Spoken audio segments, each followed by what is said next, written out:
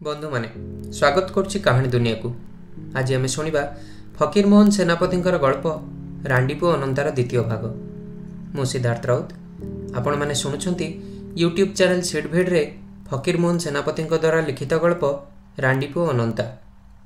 प्रथम भाग आम शुणी कार्तिक मास छुट्टी रे सिंहे घर को आसथिले, हेले ज्वर पड़े और शनिपात होबारु तांकर देहांत होईगला। एबे आसंतु शुणिबा कहानीटीर अवशिष्टांश। एणे सिंहाणी देहरे जेमितिका बल मनरे भी सेहीपरि साहस।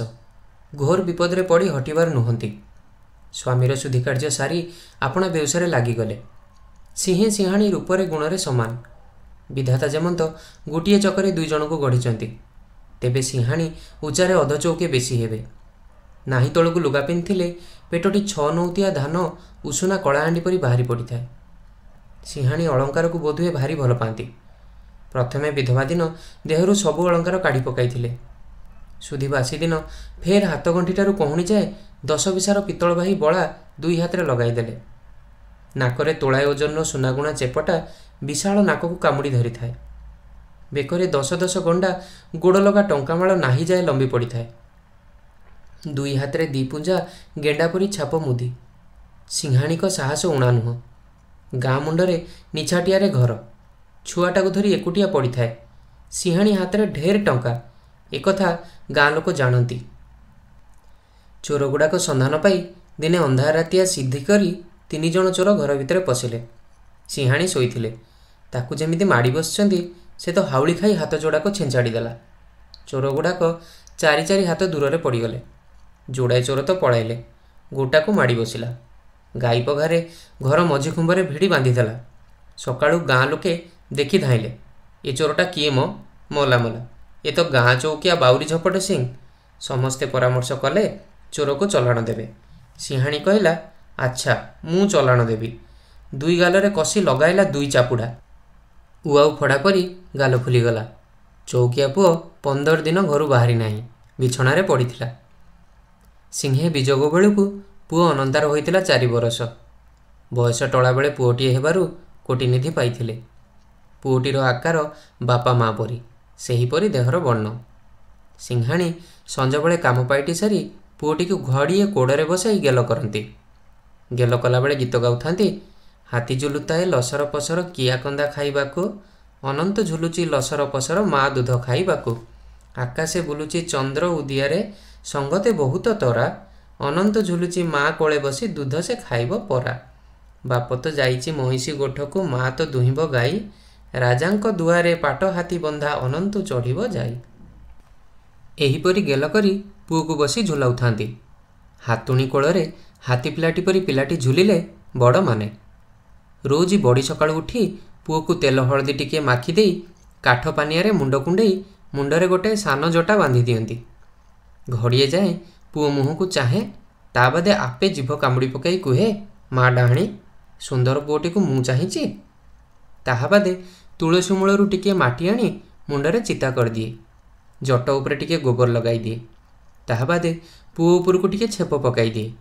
गाँ रे केते रकम माइकेनिया अछंती, काहा नजर केमिति पुओ को हायरा करदेबे। एही लागी पुओ बेकरे खंडिए घुसुरी थमणी, गोटाए तंबा डेउरिया भितरे महादेव बेलपत्री, 2 कड़ा काणी कौड़ी, 4टा रूपा डेउरिया मूलमूलिका हार करी पुओ बेकरे लगाई देइछि। 12 लोकर नजर कटिजिबो बोली आपणा गोड़रू टिके धूली नहीं पुओ मुंडरे लगाई दिए। रातिरे सेरे चाउलरे गोटे पोड़ पिठा करी रखी थाए। सेठी पुओ हाथ रे देई दही मुहाई बसे। ताहा बादे पसरा उपरे 2-3टी कलसी रे चल्हा पुराई गाँ को दही बिकी जाए। मुंड उपरे पसरा रे 2-3 कलसी दही, ताकू न धरी 2 भाऊ झुलाई गोहिरी दांडरे चली जिबा बेले लोक माने चाहि रहंती। कुहंती नंदीघोष रथ। सिंहाणीर ढेर गुड़ाए नाम। 1 देवकी गौड़िणी, 2 महाकुड़ाणी, 3 ताड़का असुरी, 4 नंदीघोष रथ। हेले सिंहाणीर अजणारे लोक माने एई सबु नाम देइछंती। सिंहाणी बोली डाकिले से बड़ खुशी होई जाए। गाँ रे केते गुड़िए थटियाला मनीष तुच्छाटारे ए सिंहाणी दही देई जा बोली डाकंती। दही किणिबा बेले ताकू 2-4 थर सिंहाणी सिंहाणी कहिले से बड़ खुशी होई 2-4 सढ़ई दही लाभ बोली ढाली दिए। सुबल सिंह बिजोग बेले ଅନନ୍ତାର 4 ବର୍ଷ ପୁରି ଯାଇଥିଲା। ଦିନ କିଛି କାହାରି ଲାଗି ବସି ରହେ ନାହିଁ। ଅନନ୍ତାର ଚାହୁଁ ଚାହୁଁ ହେଲାଣି 10 ବର୍ଷ। ହେଲେ କ'ଣ ହେଲା, ଲୋକେ ତାକୁ 20 ବରଷର ଭେଣ୍ଡିଆ ବୋଲି ଠଉରେଇବେ। ରୋଜ ସିଂହାଣୀ ଦହି ବିକି ଆସି ମୋଟା ବରଗଡ଼ା ଚାଉଳ 5 ସେର ଚୁଲିରେ ବସାଇ ଦିଏ। ସୁବଳ ସିଂହର ଯେଉଁ ଫରମାସି ପିତ୍ତଳ ବାସନଟି ଥିଲା, ସେଥିରେ 3 ସେର ଅନ୍ଦାଜ କଡ଼ଫୁଟା ପେଜୁଆ ଅନ୍ନ ସେ ପତଳରେ ଢାଳି ପୁଅ ପାଖରେ ପରସି ଦିଏ। ଅନନ୍ତାର ତରକାରୀ ପତ୍ର ଲୋଡ଼ା ନାହିଁ। ହେଲେ ମା ମନ କେତେକା ମାନେ। ଚୋପା ମିଶା ବିରି ଡାଲି କଂସାଏ, ନହେଲେ ଶାଗ ମାମୁଡ଼ି ସିଝାସିଝି କରି ପୁଅ ପାଖରେ କଂସାଏ ବସାଇ ଦିଏ। ଅନନ୍ତା ଭାତ ଖାଇସାରି ଡାଲି ତେତକ ପିଇଦିଏ। ସିଂହାଣୀ ପୁଅ ଲାଗି ଗୋଟିଏ ଗାଈ ବାନ୍ଧିଛି। ଦିନକୁ 4 ସେର ଦୁଧ ଦିଏ। ଅନନ୍ତା ଭାତ ଖାଇସାରି ସେ କଞ୍ଚା ଦୁଧ ତକ ପିଇଦିଏ। ଏବେ ସିଂହାଣୀ କିଛି ପୁଅ ଲାଗି ହରବରରେ ପଡ଼ିଲେଣି। ଅସହୁଣୀ ଲୋକଗୁଡ଼ା ଅନନ୍ତାକୁ ଦେଖିପାରନ୍ତି ନାହିଁ। କିଏ କହିଲାଣି ମୋ ବାଡ଼ିରୁ କାକୁଡ଼ି ଖାଇଗଲା, କିଏ କହିଲା ମକା ଭାଙ୍ଗି ନେଲା, ଆମ୍ବ କଇଁଆ କୋଳି ଗଛରେ ଚଢ଼ି ଅନନ୍ତା ଖାଇଗଲା ବୋଲି ଗାଁ ଲୋକମାନେ ରୋଜ ସିଂହାଣୀ ପାଖରେ ଗୁହାରି କଲେ। ସିଂହାଣୀ ମନ ମଧ୍ୟରେ ଗୁହାରିଆମାନଙ୍କ ଉପରେ ରାଗେ, ହେଲେ ପୁଅକୁ କିଛି କୁହେ ନାହିଁ। ଆଜିକାଲି ବି ସଞ୍ଜବେଳେ ଘଡ଼ିଏ ବସି ପୁଅକୁ ଗେଲ କରେ। ଶେଷରେ ସିଂହାଣୀ ବଡ଼ ଦିଗଦାର ହୋଇ ଗାଁରୁ ଆସୁଛି। ବାଟରେ ଦେଖିଲା ବଉଳ ଗଛ ମୂଳରେ ପିଣ୍ଡିଟି ଉପରେ ବୈଷ୍ଣବ ମହାନ୍ତି ଅବଧାନେ ବେତ ଘେନି ଗାଁ ପିଲାମାନଙ୍କୁ ପାଠ ପଢ଼ାଉଛନ୍ତି। ମନରେ କଲା, ଏଇ ଚାଟଶାଳୀରେ ଅନ୍ତକୁ ବସାଇ ଦେଲେ ପାଠ ବି ହେବ, ଆଉ ଗାଁ ବି ବୁଲି ପାରିବ ନାହିଁ। ତହିଁ ଆର ଦିନ ଅବଧାନ ପାଖରେ ଛିଡ଼ା ହୋଇ କହିଲା, ଅବଧାନେ, ଅନ୍ତକୁ ଟିକେ ଭଲ କରି ପାଠ ପଢ଼ାଅ। ଅନ୍ତୁ ଭଲ ପିଲାଟି ପରି ଚାଟଶାଳୀରେ ବସିଗଲା। ସେ ପୃଥିବୀରେ ଏକେଲା ମା'କୁ ଡରେ, ଆଉ ମା' କଥା ମାନେ। ଅବଧାନ ଭୂଇଁରେ ଅ ଆ ଲେଖିଦେଲେ। ତା ଉପରେ ଖଡ଼ି ମଡ଼ାଇବାକୁ କହିଦେଲେ। ତଳେ ହାତ ଚାଲିଛି, ହେଲେ ଉପରେ ବଉଳ ଗଛରେ କେଉଁଠି କୋଳି ଅଛି, କେଉଁଠି ପାଚିଛି ଅନେଇ ଦେଖୁଥାଏ। ନଜର ପଡ଼ିଲେ ମାଙ୍କଡ଼ ପରି ହୁପ୍ କରି ଚଢ଼ିଯାଇ କୋଳି ଆଣି ପାଟିରେ ପକାଇ ଲେଖିବାକୁ ବସିଯାଏ। ତାର ଗଛ ଚଢ଼ାରେ ଭାରି ଅଭ୍ୟାସ। ତା ତେନ୍ତୁଳି ଗଛକୁ ମାଙ୍କଡ଼ ଆସିଲେ ଉପରକୁ ଉଠିଯାଇ ମାଙ୍କଡ଼ ଲାଙ୍ଗୁଡ଼ ଧରି ତଳେ କଚାଡ଼ି ମାରି ପକାଏ। ଗଛ ଚଢ଼ାରେ ମାଙ୍କଡ଼ ତା ସାଙ୍ଗରେ ପାରିବ ନାହିଁ। ଏଣେ କେତେଟା ଦିନ ଭିତରେ ଅବଧାନ ଅଥୟ ହୋଇଗଲେଣି। ତା ଡରରେ ଚାଟଶାଳରୁ ଆଉ ଟିକିଏ ଗୋଡ଼ କାଢ଼ି ପାରୁନାହାନ୍ତି। ଟିକିଏ ଅବଧାନେ ପଛ କଲେ ଚାଟଶାଳୀରେ ଭାରି ଗୋଟିଏ ଚହଳ ପଡ଼ିଯାଏ। କେଉଁ ପିଲାକୁ ପେଲ୍ ଦେଲା, କାହାକୁ ଧକ୍କା ମାରିଲା, କାହା ଗୋଡ଼ ଧରି ଟାଣିଲା, କାହାକୁ କଚାଡ଼ି ଦେଲା, ଏହିପରି ଲାଗେ। ଆଉ ପିଲେ ତାହାକୁ ବାଡ଼େଇଲେ ତାର ଭାରି ଆନନ୍ଦ। ସେ କାହାରିକୁ ବାଡ଼ାଏ ନାହିଁ, ହେଲେ ତାକୁ ଡରରେ ବାଡ଼ଉଛି କିଏ? ଅବଧାନେ ପହିଲେ ପହିଲେ ସିଂହାଣୀର ଡର, ଆଉ ସେ ଦହି ବିକି ସାରି ବାହୁଡ଼ିବା ବେଳେ ଅବଧାନଙ୍କ କଂସାରେ ଯେ 4 ସଢ଼େଇ ଚଲା ଢାଳି ଦେଇଯାଏ, ତେତିକି ଲୋଭରେ ଅନ୍ତାକୁ କିଛି କହୁନଥିଲେ। ମଣିଷ ଡର ଓ ଲୋଭରେ ଢେର କାର୍ଯ୍ୟରୁ ନିବୃତ୍ତ ହୁଏ। ଆଉ ସମ୍ଭାଳି ପାରିଲେ ନାହିଁ। ଧରିଲେ ବେତ, ପହିଲେ 2 ପାହାର, 4 ପାହାର, 6 ପାହାର ପଟାପଟ କରି ପିଟିଲେ। ହେଲେ ଅନ୍ତାର ସେତିକି ଅନେଇବାକୁ ନାହିଁ। ଅବଧାନେ ପିଟିବା ବେଳେ ବଉଳ କୋଳିକି ଅନାଉଥାଏ। କେହି କେହି ଦିନ ହେଲେ ମାଡ଼ ଜାଗାଟା ଅଉଁସି ଦିଏ। ଆଉ ଚାଟ ଟୋକାଏ କହନ୍ତି, ମହାଦେବର ବେଲପତ୍ରୀ ଉଣା, ଅନ୍ତାର ମାଡ଼ର ଉଣା ନାହିଁ। ଚାଟଶାଳୀରେ ଏତେ ଯେ ମାଡ଼, ତା ମା' ହେଲେ କିଛି ଜାଣିପାରେ ନାହିଁ। ଅନ୍ତା ସବୁ ଭୁଲିଯାଏ। ଚାଟଶାଳୀରୁ ବାହାରିବା ବେଳେ ସେ ମାଡ଼ କଥା ତାର ମନେ ଥାଏ ନାହିଁ। ଏଇ ରକମ 4 ମାସ ଗଲା, 5 ମାସ ବି ଗଲା। ଅନ୍ତା ଅ ଅକ୍ଷରଟା ଲେଖିସାରି ଆ ମଡ଼ାଉଛି। କେତେ ଖଣ୍ଡ ବେତ ଛିଡ଼ିଗଲାଣି, ଅବଧାନେ ଆଉ ପାରୁନାହାନ୍ତି। ତାକୁ ବାହାର ବି କରିଦେଇ ପାରୁନାହାନ୍ତି। ଚଲା ମନ୍ଦାକ ବନ୍ଦ ହେଇଯିବ ଯେ। ଦିନ ଅବଧାନେ ଆଉ ପାରିଲେ ନାହିଁ।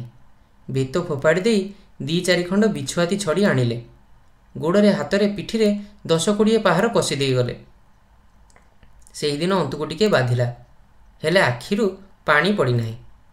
ଚାଟ ଟୋକାଙ୍କ ଆଗରେ କହିଲା, ଶଳା ମହାନ୍ତିକି ମୁଁ ଦେଖିବି। ତହିଁ ଆର ଦିନ କ'ଣ ହେଲା କି, ଅନ୍ତା ଏକାଧନରେ ବସି ଅକ୍ଷର ମଡ଼ାଉଛି। କାହାକୁ ଅନାଇବାକୁ ନାହିଁ। ଭାରି ଭଲ ପିଲାଟି। ଅବଧାନେ ଟେରେଇ ଟେରେଇ 2-4 ଥର ତାକୁ ଅନେଇଲେଣି। ଭାରି ଖୁସି। ମନରେ କହିଲେ, ଏଡ଼େ ସୁନ୍ଦର ଉପାୟ ଥିଲା, ହାୟ ହାୟ, ଆଗରୁ କିଆଁ ନା କଲି। ମୁଁ ସିଦ୍ଧାର୍ଥ ରାଉତ। ଆପଣମାନେ ଶୁଣୁଛନ୍ତି ୟୁଟ୍ୟୁବ୍ ଚ୍ୟାନେଲ୍ ସେଡ଼ଭିଡ଼ରେ କାହାଣୀ ଦୁନିଆ। ଆଜିର କାହାଣୀଟି ହେଉଛି ଫକୀରମୋହନ ସେନାପତିଙ୍କ ଦ୍ୱାରା ଲିଖିତ ଗଳ୍ପ ରାଣ୍ଡିପୁଅ ଅନନ୍ତା। ଦିନ ପହରକ ସମୟରେ ଅବଧାନକୁ ପଦାଆଡ଼େ ତଲବ ହେଲା। ଡାକିଦେଲେ, ଆରେ ନିଆଁ ଆଣରେ, ଧୂଆଁପତ୍ର ଆଣରେ, ନୋଟା ଆଣରେ। ପୁଞ୍ଜାଏକି 6ଟା ଚାଟ ଟୋକା ଧାଇଁ ଯାଇ ସବୁ ଠିକ୍ କରିଦେଲେ। ଅବଧାନକ ସବୁ କାମ ପିଲାମାନେ କରନ୍ତି। ଅବଧାନକର ଗୋଡ଼ ଘଷା, ପାଲଟା ଲୁଗା କଚା, ଶଙ୍କୁଡ଼ି ଧୁଆ ବିଲକୁଲ କାମ ପିଲାମାନେ କରନ୍ତି। ଯେଡ଼େ ଲୋକ ପୁଅ ହେଉ ପଛକେ ଅବଧାନକ ଗୋଡ଼ ଘଷିବ। ଗୁରୁଙ୍କ ଗୋଡ଼ ଘଷିଲେ ପାଠ ଆସେ। ଅବଧାନେ ପିକାଟିଏ ଭଲ କରି ମୋଡ଼ିଲେ। ନିଆଁ ଖୁଣ୍ଟାରେ ପକାଇ ଲଗାଇ ଦେଇ 2 କଳ ଭିଡ଼ିଲେ। ଫୁ କରି ଧୂଆଁ ଛାଡ଼ି ଦେଇ କହିଲେ, କିବେ ମୁକୁନ୍ଦା, ଧୂଆଁ ଲାଗୁନାହିଁ ଯେ। ମୁକୁନ୍ଦା କହିଲା, ମୁଁ କ'ଣ କରିବି ଅବଧାନେ, ବାବା ତ କାଲି ହାଟରୁ ଏଇ ଧୂଆଁ ଆଣିଛି। ଅବଧାନେ କହିଲେ, ବେ ବିନ୍ଦିଆ, ତୋ ବାପ କଟକରୁ ସେ ବାଲେଶ୍ୱରୀ ଧୂଆଁପତ୍ର ଆଣିଥିଲା, ତାକୁ ଆଣିଲୁ ନେଇ ଯେ।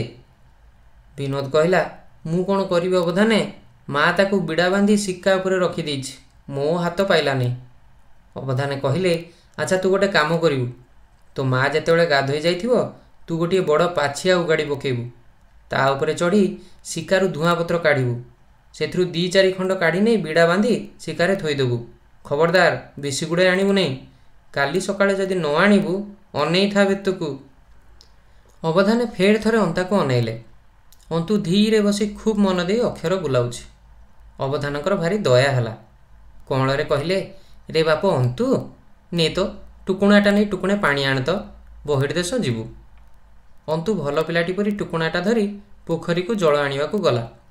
ଅବଧାନେ ବସି ପିକା ଟାଣୁଥାନ୍ତି। ଅନ୍ତୁ ଆସେ ନାହିଁ, ବଡ଼ ମଠ କଲା। ଅବଧାନେ ଆଉ ସହିପାରିଲେ ନାହିଁ। 2 ଥର 3 ଥର ପୋଖରୀ ତୋଠ ଆଡ଼କୁ ଅନେଇଲେଣି।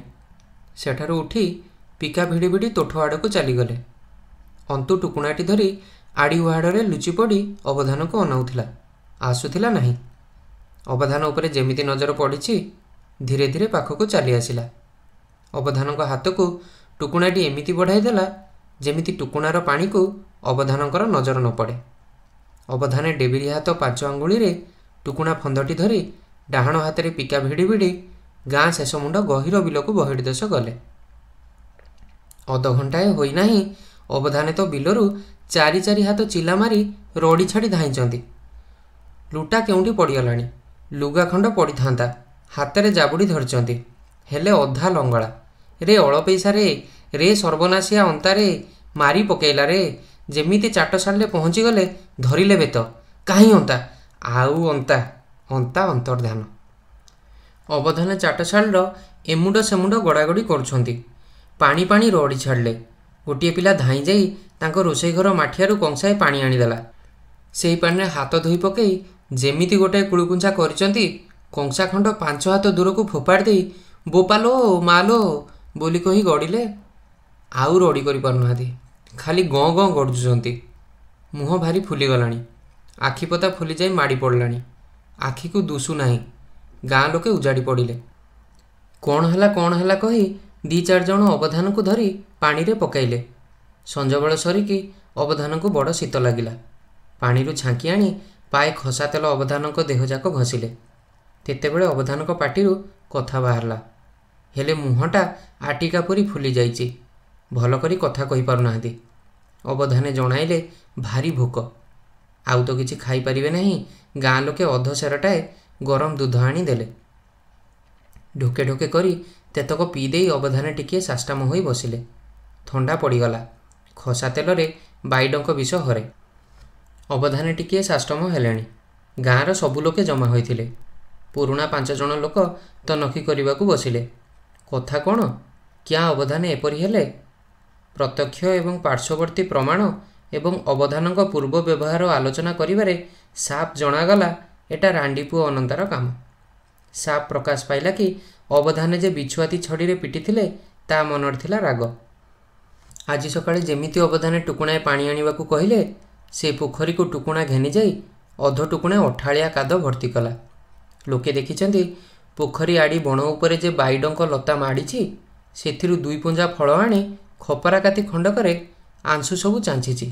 ଟୁକୁଣାରେ ଅଧେ ଆଂଶୁ ମିଶାଇ ଦେଇ ଆଉ ଗୁଡ଼ାଏ ପତ୍ର ଖଣ୍ଡରେ ପୋଟଳ କରି ଅଣ୍ଟିରେ ଖୋସିଥିଲା। ଅବଧାନେ ଯେମିତି ପଦାଆଡ଼େ ଯାଇଛନ୍ତି, ତାଙ୍କ ରନ୍ଧାଘରେ ଯେଉଁ ପାଣି କୁମ୍ଭେ ଥିଲା ସେଥିରେ ତା ମିଶାଇ ଦେଇ ପଳାଇ ଯାଇଛି। ଅବଧାନଙ୍କ ମନରେ ତ ଥିଲା ରାଗ। ବେତ ଧରି ଉଠି ପଡ଼ିଲେ। ମୁଁ ଆଜି ରାଣ୍ଡିପୁଅ ଅନ୍ତାକୁ ଦେଖିବି। ବାହାରିଲେ ଅନ୍ତା ଦୁଆରକୁ।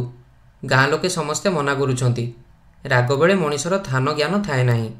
ଖଣ୍ଡେ ବାଟରୁ ଡାକୁଛନ୍ତି, ଲୋ ଦେବକୀ ଗୌଡ଼ୁଣୀ, ଲୋ ଦେବକୀ ଗୌଡ଼ୁଣୀ, से रांडी पुओ अनंता अळपैसा काहीं सिंहाणी सेतेबेळकु सबु कथा शुणिलेଣି। पुओ को घर भितर लुचाई देई दांड पिंडारे बसिथिले।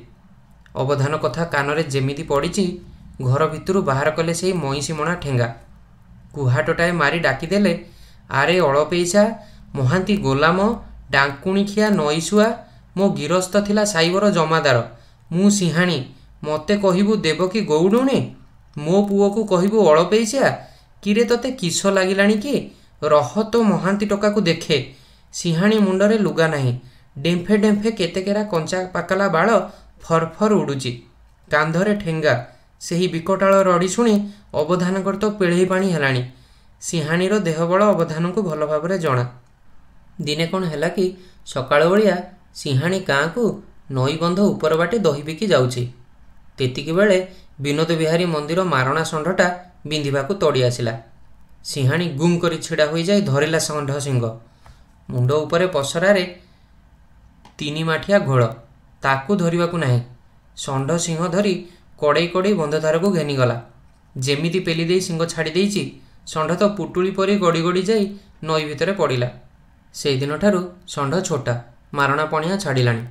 एटा अवधान को आखि देखिबा कथा। भୟରେ अवधान को पलायन। बाघुणी मृग को गोड़ाइले से जेमिति पलाए, अवधाने सेहीपरि पड़ी उठी धाइंचंती। आंठुगंठी छिड़ी झरझर रक्त बहुची। सिंहाणी कांधरे ठेंगा। भालुकुणी परी अवधाने पछरे धप धप करी धाइंचंती। धाइबा बेले सेई विशाल पेटटा दल दल शुभुची। हाथरे से पितलबाही बड़ा गुड़ाक पाए बाट जाए झमझम शुभुची। सिंहाणी को से रड़ी रे गाँ कंपी जाउची। अवधाने गाँ मझिरे केउठी अंधार रे मिसिगले। सिंहाणी डाकिदेला, आरे काठखिया महांती गोलाम, मो पुओ को कुआडे लुचाइचु आनी दे। जानी था काली सकाळे पितल बाहिरे तो मुंड चूना करिवि। हेले अवधान को तही आर दिन सकाळ ठारू केही केबे से गाँ रे आउ देखि नाही। आजि पई एतिकी। शुणिबा रांडीपुओ अनंतार अंतिम भाग आगामी अध्याय रे।